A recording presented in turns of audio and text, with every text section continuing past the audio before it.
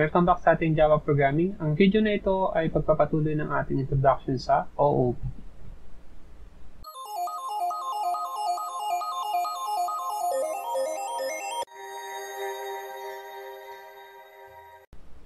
Sa programming, may tinatawag tayong overloading. Overloading ang tawag sa pagpaprogram ng mga method of functions na may magkaparehong pangalan. Tinatawag itong compile time polymorphism kung ang gamit natin ay isang OOP programming language, kagaya ng Java. Pinapayagan tayong mag-overload ng mga function basta susunod tayo sa mga rules na ito. Una, dapat magkaiba ang bilang ng mga parameter ng dalawang method na may magkaparehong pangalan. Pangalawa, ay dapat magkaiba ang arrangement ng parameter based sa data type nito. At ang pangatlo, pwedeng magkaparehas ang bilang ng parameter, pero dapat ang arrangement ay magkaiba at ang data type ay magkaiba rin. Buksan natin ang ating Sublime. Para hindi na tayo mag-iba-iba ng file, ang gagawin natin ay kokopyahin lang natin itong class na to, tapos ilagay natin dun sa ating TestStudent class.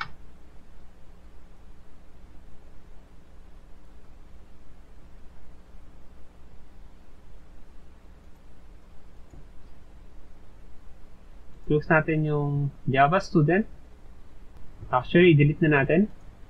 Tapos, tanggalin natin itong public ng ating class student.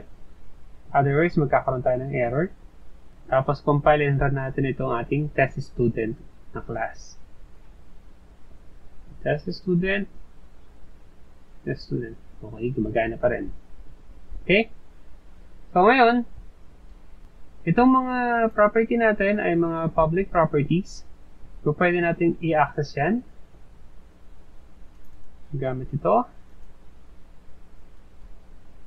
Sabihin natin course equals computer science. Save, tapos compile. Kung papansin natin ay na-override natin yung ating course, naging computer science na to instead of DSIT. So, dahil public itong ating mga properties, ay nagawa natin yon. Pero kung sakaling gawin natin tong private, save natin, tapos compile natin ulit, ay magkakaroon na tayo ng error. Sinasabi na private ay yung ating ina-access na properties. Para dito, di ba sabi ko kanina na itong mga constructor, ginawa ito para mag-initialize ng ating mga private properties. In the first place, bakit nga ba tayo naglalagay ng private properties? Ba't ginagawa natin private? Ito ay para maiwasan natin yung tampering ng ating property data. Ang gawin natin, ang initialization ay dito sa ating student. Gawin natin itong private. Ganun din, itong isa. Gawin natin itong private. Save. At ang initialization ay dito. Copy. This, that. Yan.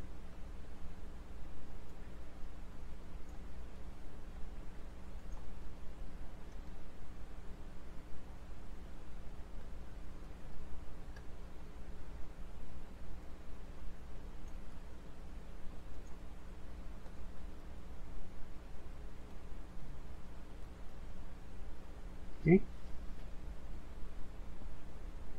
Tanggalin na natin to.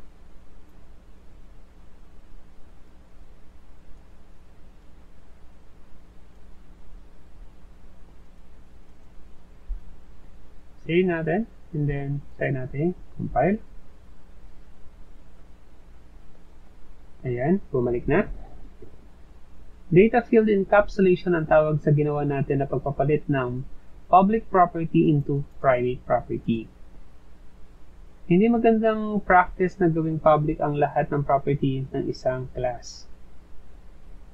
Kagaya ng sabi ko kanina, ito ay magiging vulnerable para sa ating data tampering. Sa madaling salita, ginagamit natin ang private access modifier para iwasan na magkaroon ng modification ng value sa ating properties. Ang modification sa mga value ng ating encapsulated field ay sa mga member component ng ating class. Sa kaso natin, ito ay ginawa natin sa ating constructor. Ginawa natin ang value ng name ay Eden Paraiso, ang age ay 27, at ang course ay BSIT. Pwede rin natin gawing dynamic ang magiging value ng ating mga property sa pamamagitan ng paglalagay ng parameter sa ating constructor. Ang ganito, doblehin natin to.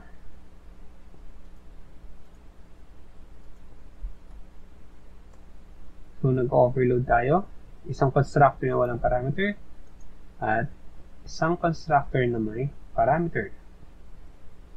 Yung una ay yung ating name, yung pangalawa ay age, at pangatlo ang ating course. And then, sasabihin lang natin ang value nito ay yung ating name. Ito ay yung ating age. At ito naman yung ating course. Sa modified constructor natin na ito ay nagde-declare tayo ng tatlong parameter para sa age, name, at course. Sinadya ko lang na magkaparehas ang identifier ng ating parameter name at ng ating object variable. Gusto ko lang ipakita sa inyo na pwede natin gawin yan.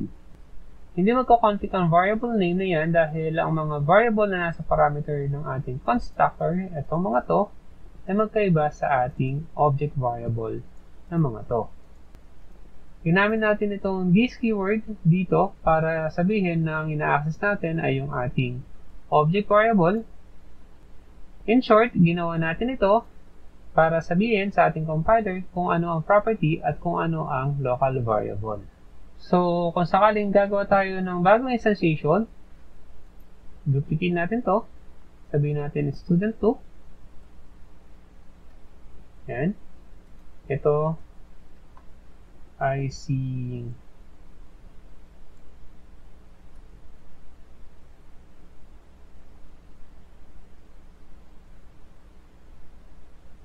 una ay name, so Joseph. Age is 34. Course ay BSIT. Save.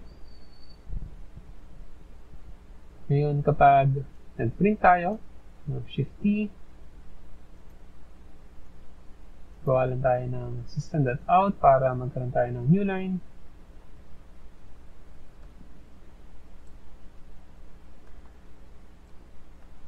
Nako.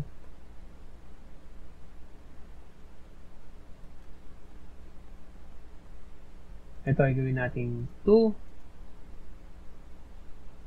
Save natin. Tapos, compile at run. Okay. So, anong nangyari dito? Balikan natin yung ating program. Dito sa ating unang pag-call, or dito sa object na student1, ang tinatawag natin ay itong constructor na ito. At dahil dito sa constructor na ito, naglagay tayo ng default value ng Eden Paraiso, 27 at BSIT, yun yung naging value ng ating pag-access sa component ng object na yun. Dito naman, sa pangalawang student natin, sa student std02, ang ina-access naman natin ay yung pangalawang constructor. At dahil nagbigay tayo ng value para sa name, sa age at saka sa course ng ating student2, yun na yung ginamit ng ating object. Hindi lang sa ating mga constructor pwedeng baguhin ang value ng ating mga private property. Mas madalas na binabago, ina-access ang value ng mga private variable gamit ang ating mutator, or setter, at accessor, or getters ng mga functions. Mutator ang nagsiset ng value at ang accessor naman ang kukuha ng value ng variable.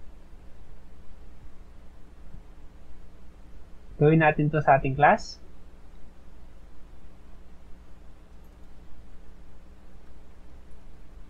Set name.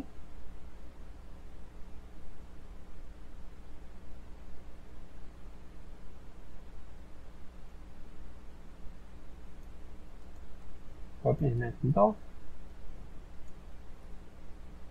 Yan. Siyempre, dapat tayo merong parameter na name.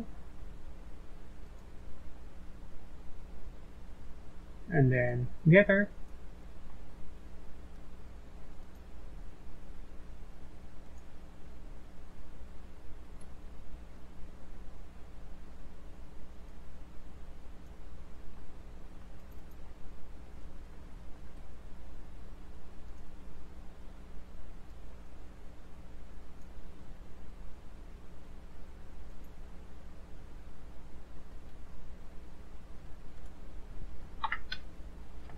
Ito ang setter at getter ng ating name. So, pag tinawag natin itong set name, magbibigay tayo ng parameter. At yun yung i-assign niya dun sa ating property na name. At pag natapos natin ang pag-set ng value ng ating object variable name, ay pwede na natin itong i-get or i-retrieve gamit itong getName na function. Noblehin natin to para naman sa ating age.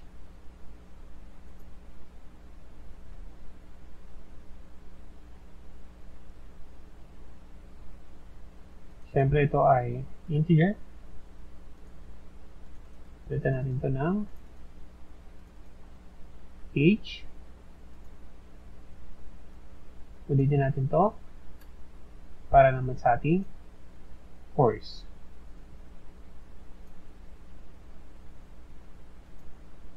Okay.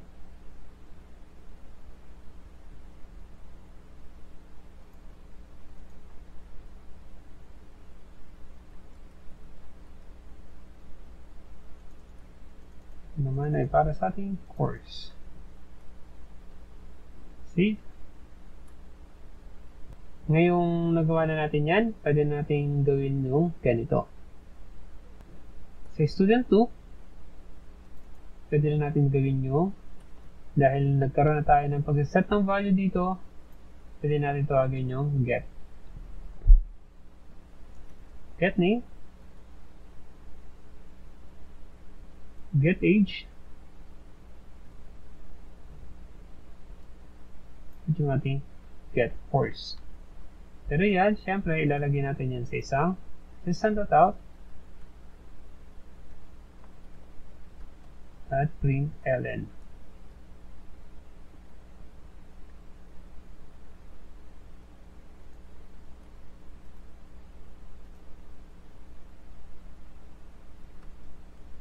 Compile and run.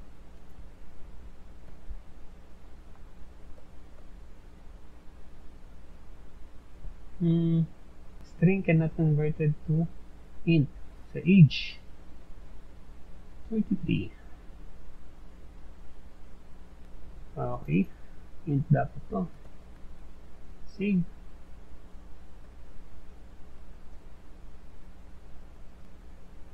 Wala na pala tayong print, kaya tanggalin na natin to.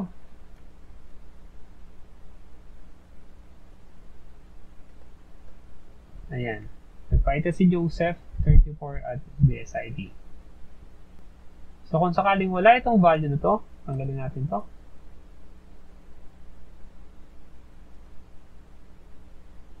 At gagamitin natin itong student 1 para dito.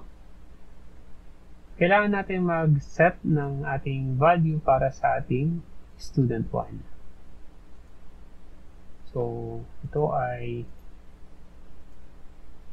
yung ating set.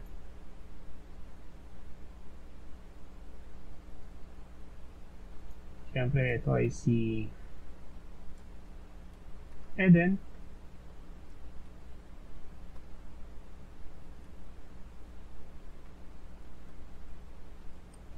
Computer Science. At dahil may value na yung mga property ng ating student 1, pwede natin itong i-output.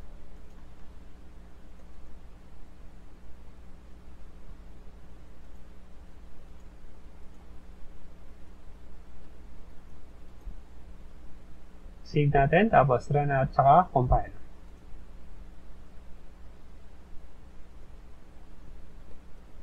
At nakikita natin na bumalik yung Eden 27 at yung ating Joseph 37. Ganyan natin yung ginagawa, yung pag-a-assign ng value sa ating mga parameter. Yan yung mga options natin. Yung una ay gamit ang ating constructor. Pangalawa ay yung, or mas priority, ay yung ating paggamit ng accessor at saka mutator. Sa ibang programming language, kagaya ng C#, ang tawag dito sa setter at getter na to ay mga properties. Pero sa atin, tawagin lang natin tong setter at getter, or may mga pagkakataon rin na tatawagin natin tong accessor at saka mutator. Sa ngayon yan lang muna. Next discussion natin, pag-uusapan natin ang class variable and methods at access modifiers. Until next time!